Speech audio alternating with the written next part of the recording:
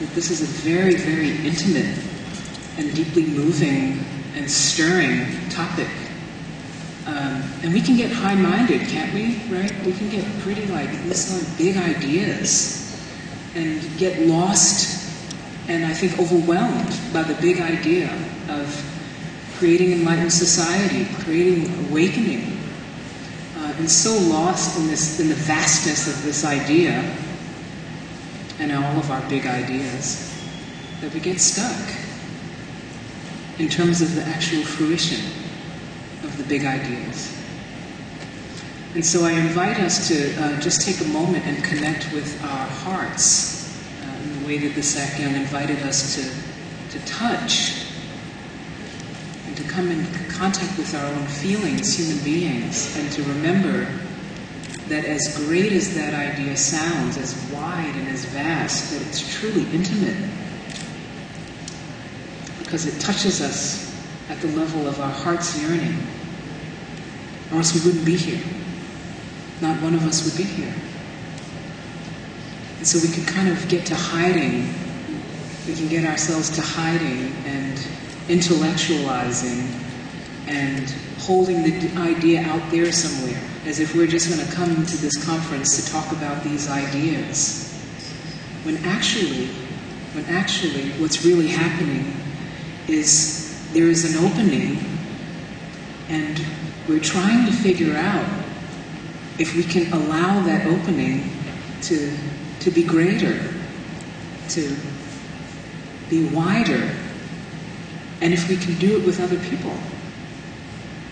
We can allow other people to, if we can expose ourselves, if we can be vulnerable in the way that I thought the Sakyong was quite beautifully vulnerable this morning in his talk, and expose ourselves for the hopeful creatures that we are, which is, not really in fashion these days. We don't really expose ourselves. We have the ideas, but we don't actually expose the heart that embodies and expresses those ideas in terms of our action.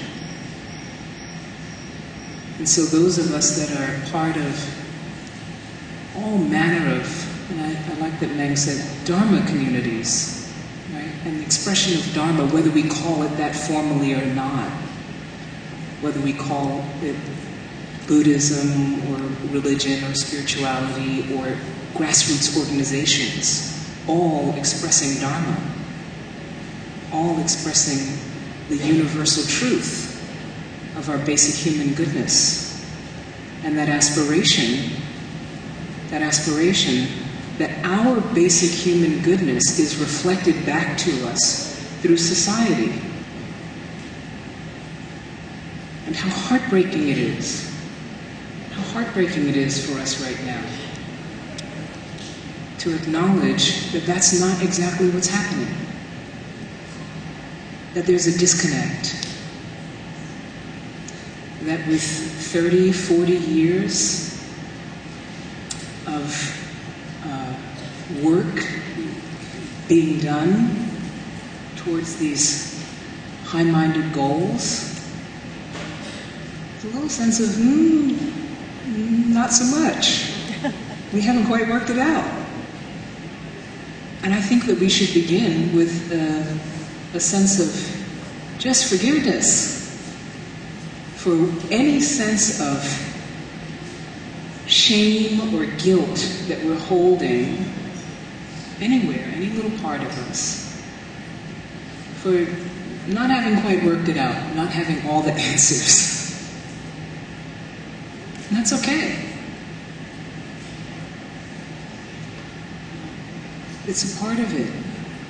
It's a part of it to be able to acknowledge that we don't have all the answers, and in fact, maybe we don't have any of them. But we're going to show up anyway.